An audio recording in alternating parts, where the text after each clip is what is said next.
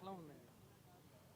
కూటమి పరిపాలన చాలా అసమంజసంగాను అహేతుకంగాను ఏ ప్రజలకు కూడా ఏ ఏ వర్గానికి కూడా న్యాయం చేయలేకపోతుంది. ఎందుకని? అన్ని వర్గాలకి కూడా జగన్ గారు ఉన్నప్పుడు జగన్ గారు సమయంలో అన్ని వర్గాలని కులమత భేద రహితంగా ఆదుకునేవాళ్ళు. కానీ ఇప్పుడు వీళ్ళు ఓన్లీ హిందూ ధార్మికత మీద దృష్టి పెట్టి తిరుపతి వెంకన్న లడ్డూని ఎంత అపవిత్రం చేయాలో అంత అపవిత్రం చేశారు. అది చాలా దుర్మార్గమైన చర్య. కోట్లాది ప్రజలు ప్రపంచవ్యాప్తంగా నమ్మిన వెంకటేశ్వర స్వామి మీద వాళ్ళు చేస్తున్నారు. ఇక వాళ్ళ విచక్షణకే వదిలేస్తున్నాం. కల్తీ జగనే చేశాడు అని అంటున్నారు. అసలు కల్తీ అన్నదే జరగదండి. ఎందుకంటే కిందనే ట్యాంకులన్నీ కూడా ట్యాంకర్స్ అన్ని సర్టిఫికేట్ ఇచ్చిన తర్వాతే తిరుమల కొండపైకి వెళ్తాయి. కొండపైకి వెళ్ళిందంటే మంచిదనే నిర్ణయం. వాళ్ళు తక్కువ రేటు మూలంగా జరిగిందని చెప్పి చెప్తున్నారు. తక్కువ రేటు అన్నది జగన్ టైమే కాదండి, చంద్రబాబు నాయుడు గారి టైంలో కూడా 280 రూపాయలకి కిలో తీసుకున్నారు. మరి అది స్వచ్ఛం ఎలా అవుతుంది? ఈ స్వచ్ఛం కాకుండా ఎలా ఉంటుంది? జగన్మోహన్ రెడ్డి హిందూ మతం మీద ఖర్చు పెట్టాడు కావాలని, అని క్రిస్టియన్ అని అంటున్నారు. దాని గురించి ఏమంటారు? లేదండి, జగన్ గారికి ఒక కులం అని కానీ మతం అని కానీ ఏమీ లేదండి.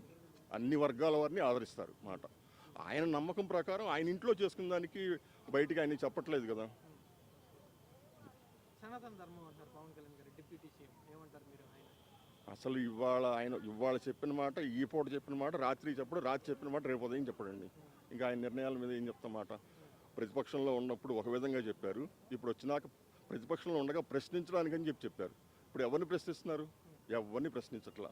శనివారం వచ్చిందంటే హైదరాబాద్ వెళ్ళిపోతున్నారు, సోమవారం వచ్చిందంటే మళ్ళీ ఒకవేళ వస్తే వస్తారు, లేదంటే ఈ ఖర్చు అంతా కూడా ఈ పేద ప్రజానీకం మీదే వేస్తున్నారు. ఈ ఖర్చులన్నీ పేదల మీద పడేది కదండి భారం అంతా. పింఛన్లు తగ్గించారు. అన్ని విధాలుగా ఎంతవరకు చేయాలో ఆంధ్రప్రదేశ్ 3 ఏళ్ళు మనకి తప్పదు ఈ పరిపాలన. చంద్రబాబు గారు నిన్న ఏమంటారంటే ప్రతి వీటిలో చాలా బాగా చేస్తున్నాం కానీ జనాలు మనల్ని మెచ్చట్లేదు అని అంటారేంటి? మెచ్చట్లేదు అన్నది ఆయనకే తెలుస్తుంది.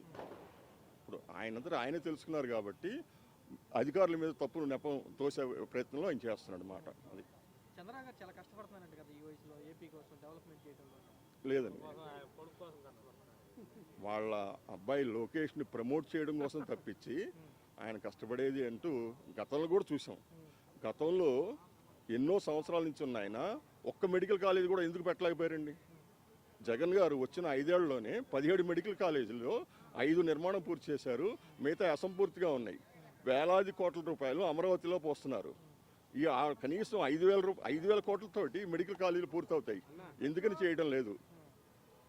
వాళ్ళ నిర్ణయం అన్ని ఒక్క ప్రభుత్వాన్ని తప్పించి అన్ని ప్రైవేట్ చేయడానికి వాళ్ళు నిర్ణయించుకున్నారు. జగన్ 14 లక్షల కోట్లు అప్పు చేశాడని చెప్పి చెప్పారండి. వాళ్లే అసెంబ్లీలో 4 లక్షల కోట్లు అని చెప్పి చెప్తున్నారు. ఏది నమ్మంటారు? ప్రతిపక్షంలో ఉండగా వాళ్ళు చెప్పింది 14 లక్షల కోట్లు అని చెప్పేసి చంద్రబాబు నాయుడు గారు ఊరువాడ కోడే కూశారు. మరి వాళ్ళు ఏది నిరూపించలేకపోతున్నారు కదా. పార్లమెంట్లో నిర్మలా సీతారామన్ గారే చెప్పారు, అన్ని లక్షల కోట్ల అప్పు లేదు, ఆయన చేసింది ఇంతే అని చెప్పేసి. వాళ్ళు చెప్పేదానికి చేసేదానికి ఎటువంటి పొంతన లేదండి. వాళ్ళ సూపర్ 6 కూడా అసలు పూర్తి అట్టర్ ఫ్లాప్ మాట. వాళ్ళు చెప్పింది ఒకటి, ఎక్కడి నుంచి ఎక్కడికైనా సరే, తిరుపతి కాదు, శ్రీశైలం కాదు, ఎక్కడికైనా వెళ్ళమని చెప్పేసి అన్నారు. కానీ ఇప్పుడు జిల్లా సరిహద్దులు దాటడానికి కూడా ఎన్నో వ్యయప్రాసాలు కోరుస్తున్నారు. ఒక బస్సు కెపాసిటీ 60 మంది అయితే 120 మందిని బస్సులో ఎక్కిస్తున్నారు. దాని మూలంగా ఎవరి ప్రాణాలకండి? పేద ప్రజల ప్రాణాలకే. ఆయన నమ్మిన దానికే అవుతుంది. ఎన్నో ప్రమాదాలు జరుగుతున్నాయి. కానీ ప్రమాదాలు జరిగినప్పుడు ఆయన చర్యలు తీసుకుంటూ ఉంటారు, కానీ ఆయన తీసిన చర్యలు ఏమి ఉండవు. రాజమండ్రి పుష్కరాల దగ్గర నుంచి పోల్చుకుంటే ఇప్పటికి కూడా ఆయన సభ అండలో జరుగుతూనే ఉన్నాయి.